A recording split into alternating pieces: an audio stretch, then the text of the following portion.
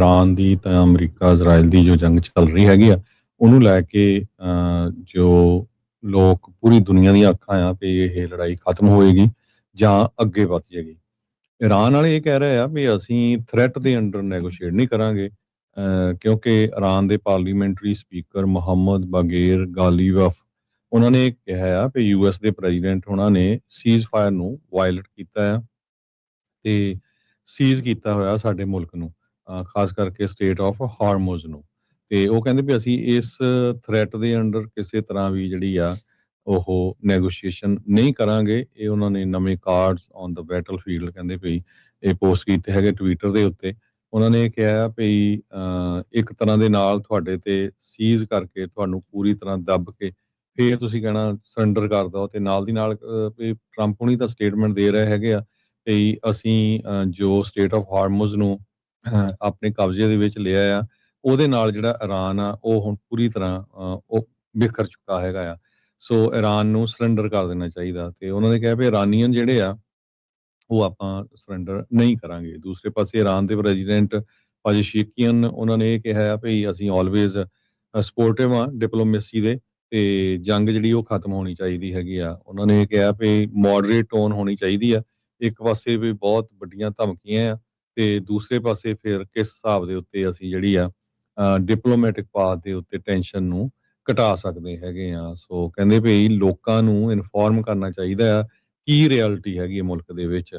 ਇਨਐਕੂਰੇਟ ਤੇ ਅਨਰੀਅਲਿਸਟਿਕ promises, ਇਨਐਕੂਰੇਟ information ਜਿਹੜੀ ਕੋਈ ਸਹੀ ਇਨਫੋਰਮੇਸ਼ਨ ਨਹੀਂ ਤੇ ਜਿਹੜੇ ਪ੍ਰੋਮਿਸਸ ਹੋ ਰਹੇ ਆ ਵੀ ਉਹ ਅਨਰੀਅਲਿਸਟਿਕ ਹੈਗੇ ਆ। ਇਹਦੇ ਨਾਲ ਕਹਿੰਦੇ ਵੀ ਇਹ ਇਸ਼ੂ ਸੋਲਵ ਨਹੀਂ ਹੋਣਾ ਹੈਗਾ। ਜੀ ਬਿਲਕੁਲ। ਸੋ ਦੋ ਵੱਖੋ ਵੱਖਰੇ ਜਿਹੜੇ ਵਿਚਾਰ ਆ ਇਸ ਟਾਈਮ ਇਸ ਜੰਗ ਨੂੰ ਲੈ ਕੇ ਹਰਜੋਤ ਸਿੰਘ ਜੀ ਸਾਹਮਣੇ ਆ ਰਹੇ ਆ। ਜਿਹੜਾ ਬਾਹਰਲਾ ਮੀਡੀਆ ਆ ਉਹ ਇਹ ਸ਼ੋਅ ਕਰ ਰਿਹਾ ਆ ਵੀ ਟਰੰਪ ਕਹਿ ਰਿਹਾ we ready to go back to war ਤੇ ਜਿਹੜਾ ਵੈਸਟਰਨ ਮੀਡੀਆ ਅਮਰੀਕਾ ਦਾ ਆ ਉਹਦੇ ਵਿੱਚ ਟਰੰਪ ਹੋਣਾ ਨੇ ਇੱਕ CNBC ਦੇ ਨਾਲ ਗੱਲਬਾਤ ਦੇ ਦੌਰਾਨ ਇਹ ਕਿਹਾ ਵੀ he expects US to make a great deal with Iran. So ਇਹ ਦੋਨੋਂ ਆਪਸ ਦੇ ਵਿੱਚ ਵਿਰੋਧਾਭਾਸ ਵਾਲੀਆਂ ਜਿਹੜੀਆਂ ਗੱਲਾਂ ਆ। ਇੱਕ ਪਾਸੇ ਟਰੰਪ ਹੋਣਾ ਦਾ ਬਿਆਨ ਜਿੱਦਾਂ ਅਲ ਜਜ਼ੀਰਾ ਵਾਲੇ ਆ ਉਹ ਇਸ ਹਿਸਾਬ ਦੇ ਨਾਲ ਲਾ ਰਹੇ ਆ ਵੀ ਟਰੰਪ ਕਹਿੰਦੇ ਵੀ ਮੈਂ ਰੈਡੀ ਹਾਂ ਵਾਰ ਦੇ ਲਈ ਦੁਬਾਰਾ ਜਿਹੜਾ ਉਹ ਜਾਣ ਦੇ ਲਈ। ਤੇ ਜਿਹੜਾ ਅਮਰੀਕਨ ਮੀਡੀਆ ਉਹਦੇ ਵਿੱਚ ਇਹ ਆ ਰਿਹਾ ਆ ਵੀ ਡੀਲ ਜਿਹੜੀ ਉਹ ਬਣਾਉਣ ਦੇ ਲਈ ਰੈਡੀ ਆ। ਸੱਚ ਕੌਣ ਬੋਲ ਰਿਹਾ ਕੌਣ ਝੂਠ ਬੋਲ ਰਿਹਾ ਹੈ ਅਸਲ 'ਚ ਟਰੰਪ ਦੇ ਮਨ 'ਚ ਹੈ ਕੀ ਆ ਇਹਦੇ ਬਾਰੇ ਅਜੇ ਕਿਸੇ ਨੂੰ ਕੁਛ ਖਾਸ ਪਤਾ ਜਿਹੜਾ ਉਹ ਨਹੀਂ ਹੈਗਾ। ਸੋ ਉਹ ਕੀ ਸੋਚ ਰਹੇ ਨੇ ਇਹ ਵੱਖਰੀ ਜਿਹੜੀ ਗੱਲ ਆ। ਪਰ CNBC ਦੇ ਨਾਲ ਕੀਤੀ ਗੱਲਬਾਤ ਦੇ ਵਿੱਚ ਉਹ ਕਹਿੰਦੇ ਆ ਇਹ ਲੜਾਈ ਖਤਮ ਹੋਣ ਵਾਲੀ ਗੱਲ ਆ। ਪਹਿਲੀ ਵਾਰੀ ਨਹੀਂ, ਦੂਜੀ ਵਾਰੀ ਨਹੀਂ, ਤੀਜੀ ਵਾਰੀ ਨਹੀਂ, ਮੈਨੂੰ ਲੱਗਦਾ ਦਰਜਨ ਤੋਂ ਵੱਧ ਵਾਰੀ ਜਿਹੜੇ ਆ ਟਰੰਪ ਹੋਣੀ ਆਲਰੇਡੀ ਆਖ ਚੁੱਕੇ ਆ।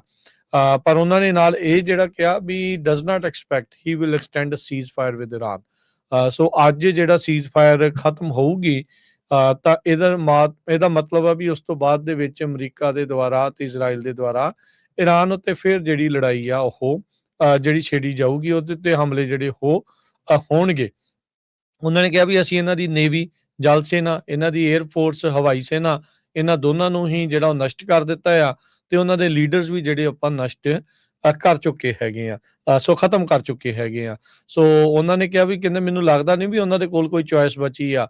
I think they have no choice right now. ਸੋ ਕਹਿੰਦੇ ਵੀ ਨੇਵੀ ਤੇ ਏਅਰ ਫੋਰਸ ਖਤਮ ਕਰਨ ਤੋਂ ਬਾਅਦ 'ਚ ਉਹਨਾਂ ਦੇ ਕੋਲ ਚੋਇਸ ਨਹੀਂ ਹੈਗੀ। ਸੋ ਕਹਿੰਦੇ ਵੀ ਜਿਹੜੇ ਲੀਡਰਸ ਆ ਅਸੀਂ ਜਦੋਂ ਮਾਰ ਦਿੱਤੇ ਆ ਤੇ ਉਹਦੇ ਨਾਲ ਕਹਿੰਦੇ ਵੀ ਜਿਹੜੇ ਮਸਲੇ ਉਹ ਕੰਪਲੀਕੇਟ ਹੋ ਜਾਂਦੇ ਆ ਤੇ ਪਰ ਕਹਿੰਦੇ ਵੀ ਜਿਹੜੇ ਹੁਣ ਲੀਡਰਸ ਆ ਉਹ ਅਸੀਂ ਇਹ ਸੋਚਦੇ ਹਾਂ ਵੀ ਉਹ ਮੋਰ ਰੈਸ਼ਨਲ ਨੇ।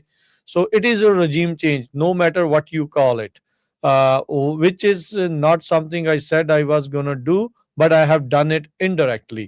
ਸੋ ਕਹਿੰਦੇ ਵੀ ਅਸੀਂ ਰਜੀਮ ਚੇਂਜ ਕਰ ਦਿੱਤੀ ਆ। ਸੋ ਟਰੰਪ ਹੁਣਾਂ ਨੇ ਇਹ ਦਾਅਵਾ ਕੀਤਾ ਆ ਵੀ ਰਜੀਮ ਚੇਂਜ ਜਿਹੜੀ ਆ ਉਹ ਆਲਰੇਡੀ ਅਸੀਂ ਈਰਾਨ ਦੇ ਵਿੱਚ ਕਰ ਚੁੱਕੇ ਹੈਗੇ ਆ। ਸੋ ਇਹ ਜਿਹੜੀ ਚੀਜ਼ ਆ ਉਹ ਸਿਚੁਏਸ਼ਨ ਆ ਉਹ ਇਸ ਟਾਈਮ ਜਿਹੜੀ ਉਹ ਬਣੀ ਪਈ ਆ। ਸੋ ਟਰੰਪ ਹੋਣੀ ਕਹਿੰਦੇ ਵੀ ਚਾਹੇ ਕੋਈ ਜੋ ਮਰਜ਼ੀ ਆਖੀ ਜਾਵੇ ਪਰ ਰਜੀਮ ਚੇਂਜ ਡਾਇਰੈਕਟਲੀ ਇਨਡਾਇਰੈਕਟਲੀ ਉਹ ਹੋ ਚੁੱਕੀ ਆ ਕਿਉਂਕਿ ਅਸੀਂ ਉਹਨਾਂ ਦੀ ਟੌਪ ਦੇ ਲੀਡਰ ਜਿਹੜੇ ਆ ਉਹ ਮਾਰ ਚੁੱਕੇ ਆ।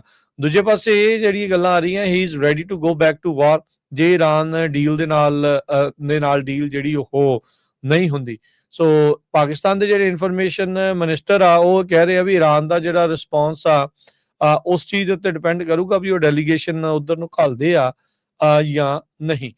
ਸੋ ਕਹਿੰਦੇ ਵੀ ਯੂਐਸ ਦੇ ਵਾਲੇ ਵੀ ਡੈਲੀਗੇਸ਼ਨ ਆ ਉਹ ਮੀਟ ਕਰਨ ਦੇ ਲਈ ਵੇਟ ਜਿਹੜੇ ਉਹ ਕਰ ਰਹੇ ਆ। ਹੁਣ ਇਹਦੇ ਵਿੱਚ ਜਿਹੜਾ ਹਰਜੋਤ ਸਿੰਘ ਜੀ ਇਹ ਜਿਹੜੀ ਗੱਲ ਆ ਜਾਣੀ ਆ ਵੀ ਜੇ ਉੱਥੇ ਗੱਲਬਾਤ ਕਰਨ ਦੇ ਲਈ ਕੋਈ ਬੋੜਿਆ ਨਾ ਤੇ ਇਹਦਾ ਮਤਲਬ ਸੀਜ਼ਫਾਇਰ ਤਾਂ ਖਤਮ ਜਿਹੜੀ ਹੋਣੀ ਆ ਉਹ ਹੋਣੀ ਹੀ ਆ। ਜਿੱਦਾਂ ਟਰੰਪ ਹੋਣੀ ਕਹਿ ਰਹੇ ਵੀ ਉਹ ਐਕਸਟੈਂਡ ਨਹੀਂ ਹੋਣੀ ਤੇ ਇਹਦਾ ਮਤਲਬ ਲੜਾਈ ਹੋਰ ਦੁਬਾਰਾ ਜਿਹੜੀ ਉਹ ਵੱਧ ਸਕਦੀ ਆ। ਗਲਫ ਵਾਲੇ ਥੋੜਾ ਚਿਰ 2 ਹਫ਼ਤੇ ਉਹਨਾਂ ਨੇ ਸੁੱਖ ਦਾ ਸਾਹ ਜਿਹੜਾ ਉਹ ਲਿਆ ਸੀ ਜਦੋਂ ਇਹ ਸੀਜ਼ਫਾਇਰ ਹੋਈ ਸੀਗੀ ਤੇ ਹੁਣ ਜੇ ਦੁਬਾਰਾ ਲੜਾਈ ਸ਼ੁਰੂ ਹੁੰਦੀ ਆ ਇਹਨੇ ਦੇ ਨਾਲ ਹਰਜੋਤ ਸਿੰਘ ਜੀ ਈਰਾਨ ਵਾਲਿਆਂ ਨੂੰ ਵੀ ਮੌਕਾ ਮਿਲਿਆ ਹੋਣਾ, ਅਮਰੀਕਾ ਨੂੰ ਵੀ ਮੌਕਾ ਮਿਲਿਆ ਹੋਣਾ ਉਹਨਾਂ ਦੇ ਹੋਰ ਜਿਹੜੇ ਸਟ੍ਰੈਟੇਜਿਕ ਲੋਕੇਸ਼ਨਸ ਆ ਉਹਨਾਂ ਦਾ ਇੰਟੈਲੀਜੈਂਸ ਜਿਹੜੀ ਉਹ ਕਰਨ ਦੇ ਲਈ ਲੱਭਣ ਦੇ ਲਈ।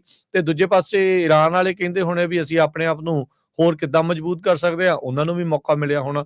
ਸੋ ਆਉਂਦੇ ਜਿਹੜੇ ਦਿਨ ਆ ਕੱਲ ਤੋਂ ਜਾਂ ਕਹਿ ਲਓ ਵੀ ਅੱਜ ਸ਼ਾਮ ਤੋਂ ਜਦੋਂ ਇਹ ਸੀਜ਼ਫਾਇਰ ਖਤਮ ਹੁੰਦੀ ਆ ਉਦੋਂ ਦੇਖਦੇ ਆ ਵੀ ਅੱਗੇ ਕੀ ਬਣਦਾ ਆ। ਰਸ਼ੀਆ ਦੇ ਫੋਰਨ ਮਿਨਿਸਟਰ ਨੇ ਵੀ ਇਸ ਦੇ ਉੱਤੇ ਹੁਣ ਬਿਆਨ ਦਿੱਤਾ ਹੈ, ਕਹਿੰਦਾ ਵੀ ਈਰਾਨ ਵਾਲਿਆਂ ਨੂੰ ਝੂਠੇ ਜਿਹੜੇ ਪ੍ਰੋਮਿਸਿਸ ਆ ਝੂਠੇ ਵਾਅਦਿਆਂ ਦੇ ਵਿੱਚ ਫਸਾਇਆ ਜਿਹੜਾ ਉਹ ਜਾ ਰਿਹਾ ਆ। ਜਿਹੜੇ ਸਰਗੇਈ ਲੈਵਰੋਵ ਆ ਰਸ਼ੀਆ ਦੇ ਉਹਨਾਂ ਨੇ ਕਿਹਾ ਵੀ ਥ੍ਰੈਟ ਐਂਡ ਪਲੈਜਸ ਜਿਹੜੇ ਧਮਕੀਆਂ ਤੇ ਜਿਹੜੇ ਵਾਅਦੇ ਆ ਜੋ ਯੂਐਸ ਈਰਾਨ ਦੀਆਂ ਗੱਲਾਂ ਬਾਤਾਂ ਦੇ ਵਿੱਚ ਹੋਏ ਆ ਉਹ ਸਿਰਫ ਥ੍ਰੈਟ ਤੇ ਪਲੈਜਸ ਹੀ ਆ, ਕੋਈ ਫੈਕਟ ਨਹੀਂ ਹੈਗਾ ਇਹਨਾਂ ਸਾਰੀਆਂ ਚੀਜ਼ਾਂ ਦੇ ਵਿੱਚ। ਲੈਵਰੋਵ ਨੇ ਕਿਹਾ ਵੀ ਜਿਹੜਾ ਰਸ਼ੀਆ ਹੈ ਉਹ ਇਸ ਟਾਈਮ ਜੋ ਇਹ ਮਾਮਲਾ ਵੱਧ ਰਿਹਾ ਹੈਗਾ ਆ ਉਸ ਦੇ ਉੱਤੇ ਜਿਹੜੀ ਆ ਉਹ ਨਜ਼ਰ ਰੱਖੀ ਬੈਠੇ ਆ ਤੇ ਹੁਣ ਕਹਿੰਦੇ ਵੀ ਦੇਖਾਂਗੇ ਵੀ ਅੱਗੇ ਕੀ ਜਿਹੜਾ ਇਸ ਦੇ ਵਿੱਚ ਬਣਦਾ ਹੈਗਾ। ਕਹਿੰਦੇ ਵੀ ਜਿਹੜੇ ਕਰੰਟ ਐਫਰਟਸ ਹੈਗੇ ਈਰਾਨ ਤੇ ਅਮਰੀਕਨ ਨੈਗੋਸ਼ੀਏਟਰਸ ਦੇ ਉਹਨਾਂ ਨੂੰ ਅਸੀਂ ਸਪੋਰਟ ਜਿਹੜੀ ਉਹ ਕਰਦੇ ਆ। ਕਹਿੰਦੇ ਵੀ ਇਹ ਰਿਜ਼ਲਟ ਆ ਸਮਥਿੰਗ ਲਾਈਕ 2015 ਐਗਰੀਮੈਂਟ ਜੋ ਓਬਾਮਾ ਹੋਣਾ ਦੇ ਕਾਰਜਕਾਲ ਦੇ ਵਿੱਚ ਹੋਇਆ ਸੀ। ਕਹਿੰਦੇ ਜੇ ਉਦਾਂ ਦਾ ਬਣਦਾ ਆ ਤਾਂ ਇਹ ਇੱਕ ਬਹੁਤ ਖੁਸ਼ੀ ਵਾਲੀ ਸਕਸੈਸ ਵਾਲੀ ਜਿਹੜੀ ਉਹ ਗੱਲ ਹੋਵੇਗੀ।